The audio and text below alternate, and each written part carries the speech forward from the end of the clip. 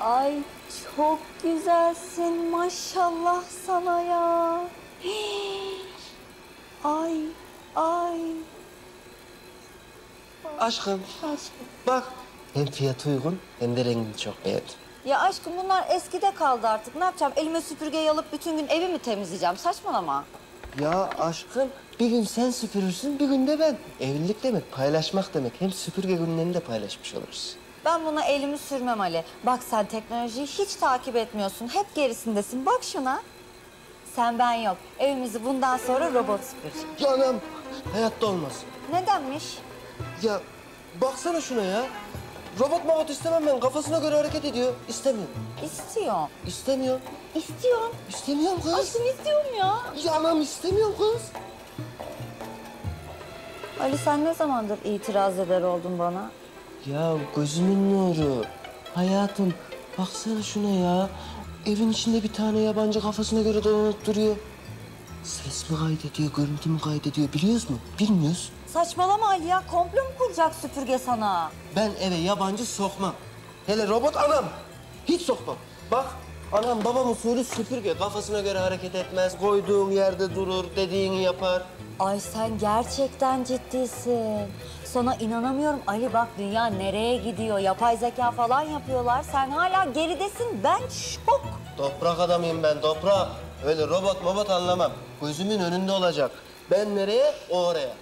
Anam. Ya baksana nasıl sırnaşıyor. Yürü git. Yürü git. Yürü git. Yürü git. Aşkım itelemesene. Git. Ay küstürdün Ali ya. Bak küstü işte gidiyor. Kusarsa küssün. Nerede dolanıyorsa dolansın. Yürüsün gitsin.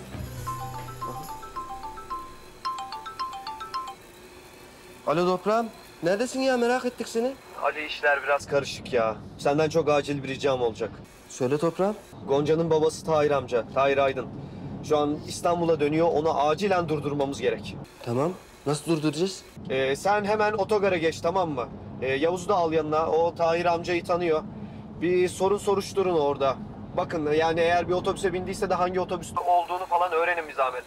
Tamam kardeşim. Tamam işte adını anons ettirin terminalde. Ne bileyim bulursanız haber verin. Olmadı bindiği otobüsün plakasını öğrenin bize söyleyin. Olur toprağım. Sen ne taraftasın? Ben şu an ana yola doğru çıkıyorum. Eğer yola çıktıysa hiç vakit kaybetmeyelim. Gözünü seveyim hızlı ol Ali. Anlaştık. Hadi. Ne olmuş aşkım? Gonca. Ee, Ya babası İstanbul'a dönüyormuş. Dönmemesi lazımmış. Otogara gidip onu bulacağım. Anam. Robotu alma. Vallahi camdan atarım bak. Vallahi çok oylanıyorum kız. aşkım hadi hayırlı işler kolay gelsin bak işine. Almayacağım değil mi? Anam. Ya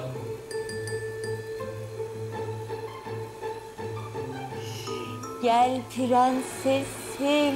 Ay maşallah sana. Biz seninle temizlik mi yapacağız? Sonra kahve mi içeceğiz?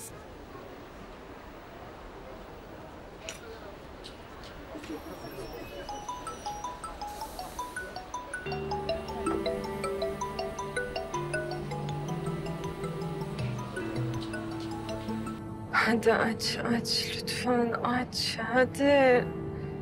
Açmıyor.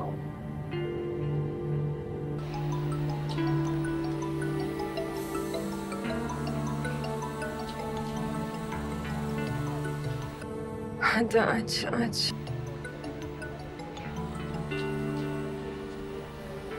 Gonca, Ha baba. Baba neredesin? Çok teşekkür ederim açtığın için. Neredesin?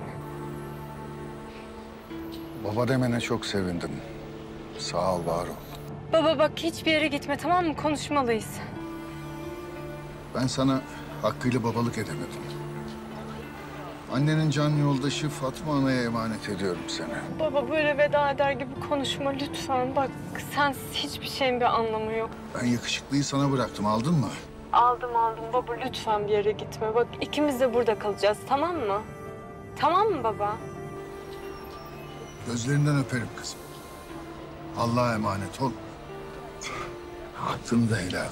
Hayır baba dur.